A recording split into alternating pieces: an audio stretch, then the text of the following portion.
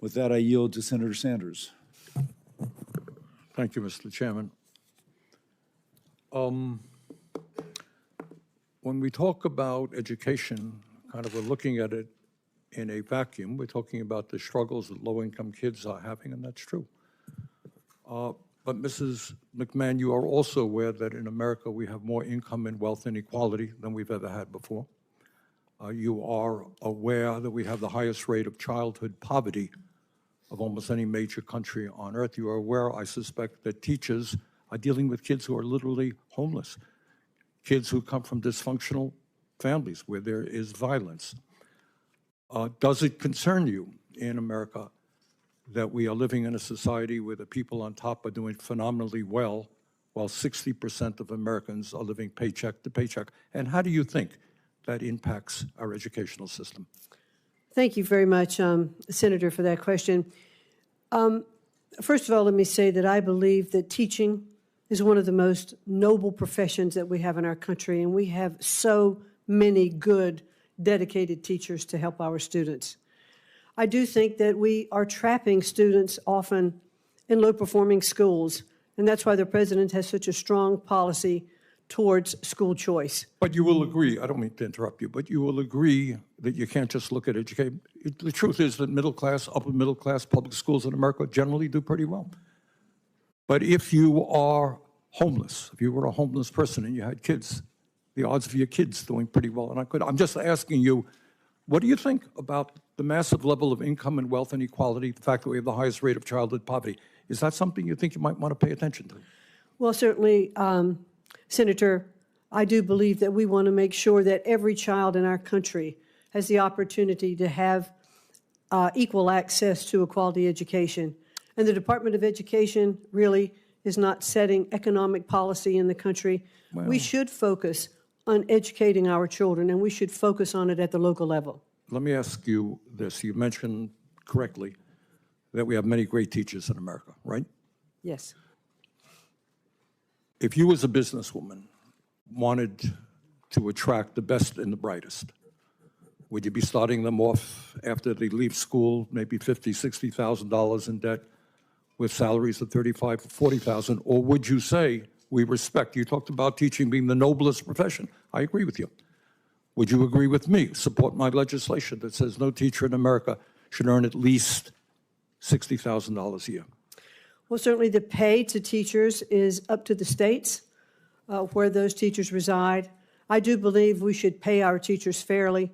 They spend so much time with our students, and they should be well compensated for their job. Paying them fairly, nobody in the world will disagree with you. I mean, the question is, if teaching is a noble profession, if teaching is an important profession, you know, should we be paying them salaries commensurate with the value that of the work that they are doing? So I'm asking you a simple question. Would you recommend to states, as the leader of education in America, that teachers at least make $60,000 a year? I would certainly recommend to states that teachers be paid what is commensurate with the kinds of jobs that are part of their states.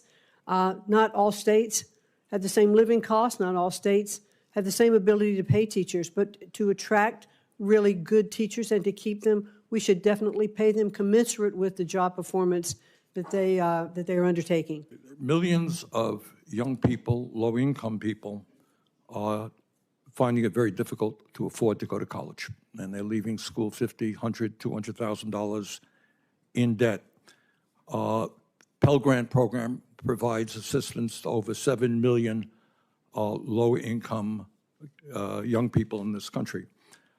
Can you guarantee to us, if you are made a Secretary of Education, that no student in America will lose their Pell Grant as the department is dismantled? Certainly, the defunding is not the goal here. The continuation of Pell Grants, I'd actually even like to see an expansion of Pell Grants. I'd like to see short-term certificates for Pell Grants for students who aren't going on to four-year universities, who could have the opportunity to use Pell Grants for skill-based learning. Right, so what I'm hearing you say is Pell Grant program will continue under your administration? Yes. Okay.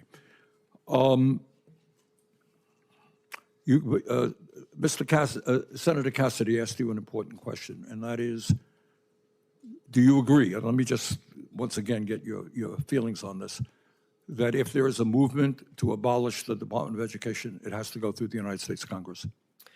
Yes, it is set up by the United States Congress, and we work with Congress. It clearly cannot be shut down without it. Good. Thank you. Senator. Thank you, Ms. McMahon. Elon Musk's DOJ staffers have reportedly set up camp at the Department of Education. They've already been given access to highly sensitive student data and have already started holding back money that Congress decided on a bipartisan basis was needed to help our schools and students. We're also hearing, as you know, about an executive order coming any day that will seek to dismantle the Department of Education. These are bipartisan laws. You indicated that you understood that Congress has passed these laws. But a lot of turmoil is happening. You heard it from my colleague just asking that question now. So I want to ask you, if confirmed, do you commit to getting every dollar we have invested in our students and schools out to them? Well, the appropriated dollars and those monies that are passed by Congress, yes. I have no issue, however, with the fact, and I believe the American people spoke loudly in the election last November to say that they want to look at waste, fraud, and abuse in our government. So DOJ, there are a couple of implants at the Department of Education, as there are with agencies throughout the district, and they're doing an audit. Right, You know, I understand and an audit, but when Congress appropriates money, it is the administration's responsibility to put that out as directed by Congress, who has the power of the purse. So what will you do if the president or Elon Musk tells you not to spend money Congress has appropriated to you?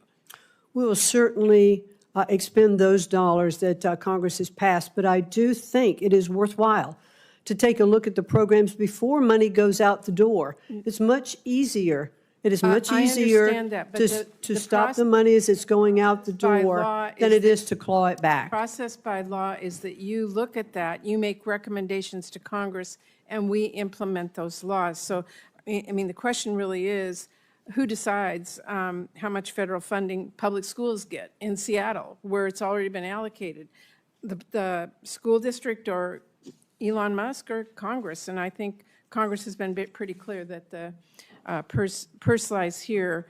We pass our appropriations bills. We expect those programs to come. If you have input, if you have programs you have looked at that you believe are not effective, then it is your job to come to us, explain why, and get the support for that. Let me move on. Ms. Mann, I believe that our nation's students, families, and taxpayers do want true accountability. They do want improvement in our schools. Back in 2015, Congress came together in a bipartisan way to replace the No Child Left Behind Act with the new law, Every Student Succeeds Act. That was a bill I was very proud to negotiate with my Republican counterpart on this committee, passed it into law.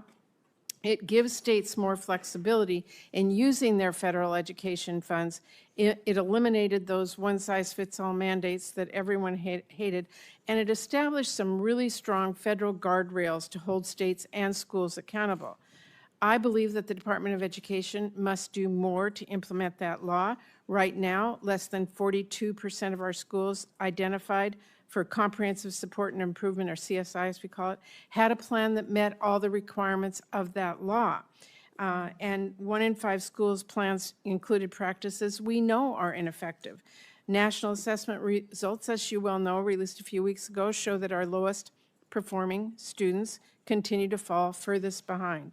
So I want to ask you, what specific actions will you take to implement the ESSA law? I'm not looking for an exhaustive list, but can you name a couple of the requirements that are in that law that you will make sure are implemented?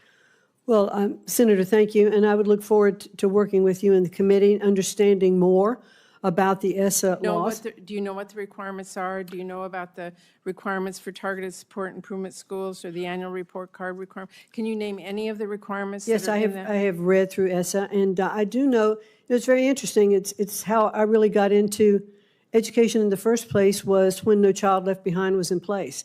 But there are no requirements that you can tell me right now that you will make sure, as Secretary of Education, you will implement? No, I want to study it further and get back to you with that, and I'll be happy to do that. Okay. Well, let me ask one last question. As I mentioned, DOE staff have been given access in the Department of Education to personal information of students and families, like their social security numbers and their driver's license numbers and their date of birth, what college they're enrolled in. I know that the access has been temporarily paused due to litigation, but there is a real potential for that kind of information to be abused or for students' privacy to be placed in jeopardy if the courts end up ruling against the students.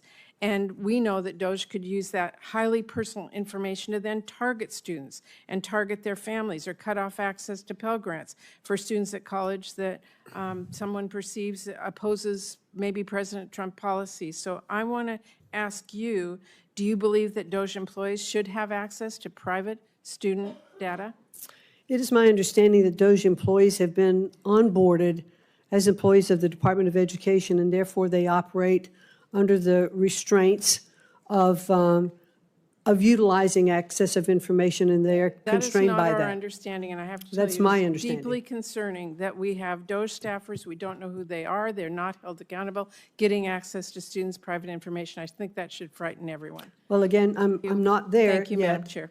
So I'm not there yet, but it is my understanding that they are onboarded fully I hope employees. if you do get there that you make sure that students' private information is not given to someone who's no idea what they have, or we have no idea how they're using it. Thank you.